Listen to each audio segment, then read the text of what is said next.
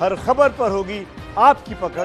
Download कीजिए ABP live app. आपके सबसे पसंदीदा सेगमेंट एंकर चॉइस की शुरुआत आज की बड़ी खबरों से करते हैं। जानिए आज क्या कुछ बड़ा होगा देश और आपके राज्य में।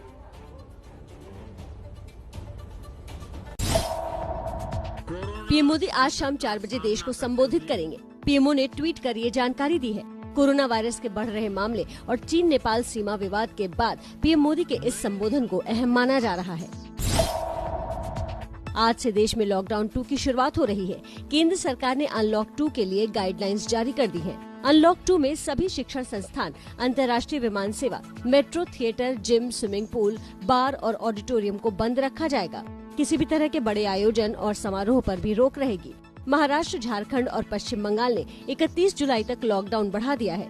कोरोना वायरस के फैलने की रफ्तार पर ब्रेक लगाने के लिए लगाए गए 4 चरण के लॉकडाउन के बाद केंद्र सरकार ने क्रमबद्ध तरीके से अनलॉक का सिलसिला शुरू किया है। पाकिस्तान के इस्लामाबाद के भारतीय हाई कमीशन के कुछ कर्मचारी परिवार समेत आज भारत वापस लौटेंगे। इनकी वापसी आज सुबह 10 बजे वाघा बॉर्डर के जरिए होगी। सूत्रों के मुताबिक भारत लौटने वाले इस दल में कुल 38 लोग शामिल हैं, जिनमें 6 राजनयिक हैं। भारत ने पाकिस्तान हाई कमीशन में 50% स्टाफ कम करने का फैसला किया है। विदेशों में फंसे भारतीयों को वापस लाने के लिए चलाए जा रहे वंदे भारत मिशन के तहत आज किर्गिस्तान में फंसे नागरिकों को वापस लाया जाएगा। पूर्वोत्तर भारत के इन 150 नागरिकों में 70 लोग मणिपुर, 67 असम, अरुणाचल प्रदेश के 8, त्रिपुरा मिजोरम के 2 और मेघालय के 1 नागरिक शामिल है। एयर इंडिया का विमान इन्हें लेकर गुवाहाटी एयरपोर्ट पहुंचेगा। वंदे भारत मिशन का तीसरा चरण 11 जून को शुरू हुआ, जो 2 जुलाई तक चलेगा। 7:03 वक्त हो गया है। कोरोना काल में आपके आसपास क्या घट रहा है, क्या बदल रहा है, जानिए अब।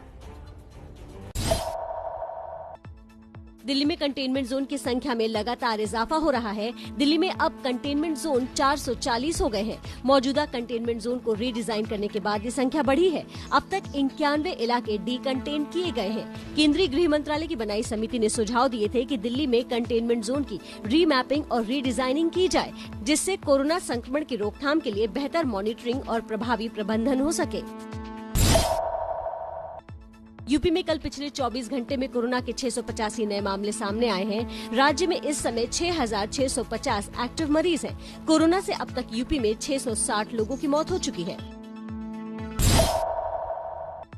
मुंबई से सटे ठाणे शहर में 2 जुलाई से दोबारा कंप्लीट लॉकडाउन लगाया जाएगा। ठाणे में कोरोना संक्रमण के लगातार बढ़ रहे मामलों को देखते हुए सरकार ने ये फैसला किया है। अगले 2 दिनों तक लोगों को जरूरी सामान खरीदने के लिए समय दिया गया है। ओडिशा के पुरी में आज रात से 2 दिन के लिए कर्फ्यू रहेगा। भगवान जगन्नाथ की रथ यात्रा वापसी उत्सव के दौरान भीड़ इकट्ठी न हो, इसके लिए पुरी प्रशासन ने 2 दिन का कर्फ्यू लगाने का फैसला किया है। पूरे जिले में आज रात 10 बजे से 2 जुलाई की रात 10 बजे तक कर्फ्यू लागू रहेगा। बहुड़ा यात्रा के नाम से मशहूर उत्सव के दौरान भगवान जगन्नाथ अपने भाई बहन के साथ श्री मंदिर लौटते हैं। इस साल ये उत्सव 1 जुलाई को मनाया जाएगा। कर्फ्यू के दौरान पुरी के सभी रास्ते सील रहेंगे और कर्फ्यू के समय में रथ यात्रा उत्सव में शामिल गाड़ियों के अलावा किसी दूसरी गाड़ी को इजाजत नहीं दी जाएगी। बारी सियासत की खबरों की। राजनीति में हो रही हलचल को आपके लिए हम लेकर आए इन खबरों के साथ। एमपी में शिवराज सरकार का आज मंत्रिमंडल विस्तार हो सकता है। पीएम मोदी से मुलाकात के बाद शिवराज सिंह चौहान ने नरेंद्र सिंह तोमर के साथ बैठक की है। इससे पहले रविवार को शिवराज गृह मंत्री अमित शाह, बीजेपी अध्यक्ष जेपी नड्डा से मंत्रिमंडल विस्तार को लेकर चर्चा कर चुके हैं। सूत्रों के मुताबिक मंत्रिमंडल में किसको शामिल करना है, इसके लिए सभी नाम तय किए जा चुके हैं। आज शाम 5 बजे मंत्रिमंडल का विस्तार हो सकता है। सूत्रों के मुताबिक 22 से 25 नए लोगों को मंत्रिमंडल में जगह मिल सकती है। इस बीच राज्य की प्रभारी राज्यपाल आनंदीबेन पटेल आज सुबह लखनऊ से भोपाल पहुंचेंगी और पहले शपथ ग्रहण करेंगी। उन्हें रविवार को ही राज्य के राज्यपाल पद का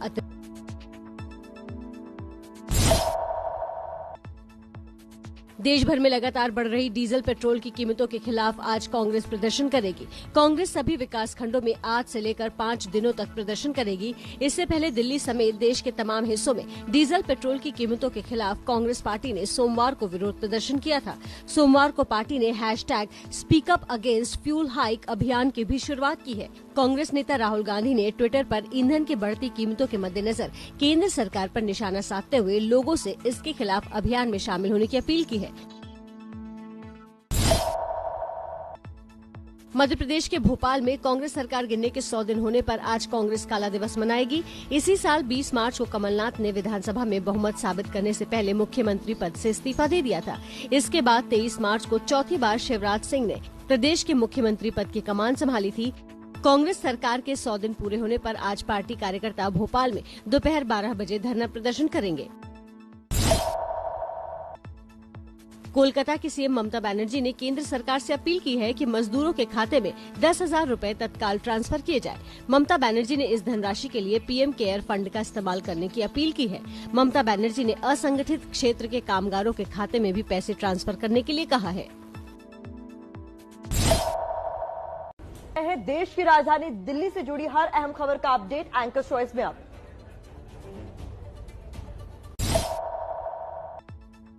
गृह मंत्रालय के निर्देश के मुताबिक दिल्ली में डोर टू डोर सर्वे में सबसे पहले कंटेनमेंट जोन में जांच की जाएगी। जुलाई 6 तक कंटेनमेंट जोन में सर्वे पूरा करने का लक्ष्य रखा गया है। कंटेनमेंट जोन में सर्वे पूरा करने के बाद दिल्ली के बाकी हिस्सों में सर्वे किया जाएगा। दिल्ली सरकार ने कोरोना के इलाज के लिए प्लाज्मा बैंक बनाने का फैसला किया है। सीएम केजरीवाल ने दिल्ली में कोरोना से ठीक हुए लोगों को प्लाज्मा डोनेट करने की अपील की है। सीएम अरविंद केजरीवाल ने प्रेस कॉन्फ्रेंस करते हुए कहा कि दिल्ली देश का पहला ऐसा राज्य है जिसमें 2.5 महीने पहले प्लाज्मा का ट्रायल किया गया था। 29 मरीजों के ऊपर किए गए ट्रायल के नतीजे सकारात्मक आए थे। दिल्ली में कोरोना के संक्रमण को देखते हुए दिल्ली हाई कोर्ट समेत दिल्ली की सभी निचली अदालतों में 15 जुलाई तक नियमित सुनवाई पर रोक रहेगी। अदालतों में वीडियो कॉन्फ्रेंसिंग के जरिए कामकाज किया जाएगा। डीजल के दाम में लगातार बढ़ोतरी के खिलाफ आज केंद्र सरकार और दिल्ली सरकार के खिलाफ दिल्ली के टैक्सी चालक राजघाट पर सांकेतिक धरना प्रदर्शन करेंगे। Delhi taxi tourist transport association की ओर से धरने का ऐलान किया गया है। एसोसिएशन की ओर से कहा गया है कि दिल्ली सरकार ने लॉकडाउन के दौरान डीजल पर 30% जीएसटी लगाकर डीजल को 7 रुपए महंगा किया और आज तक ये बढ़ी हुई कीमत वापस नहीं ली गई। केंद्र सरकार ने भी डीजल के दाम बढ़ाकर टैक्सी चालकों की मुश्किलें बढ़ा दी हैं। टैक्सी चालकों ने काली पट्टी और काले झंडे लगाकर अपनी टैक्सी और बसें चलाने का निर्णय लिया है।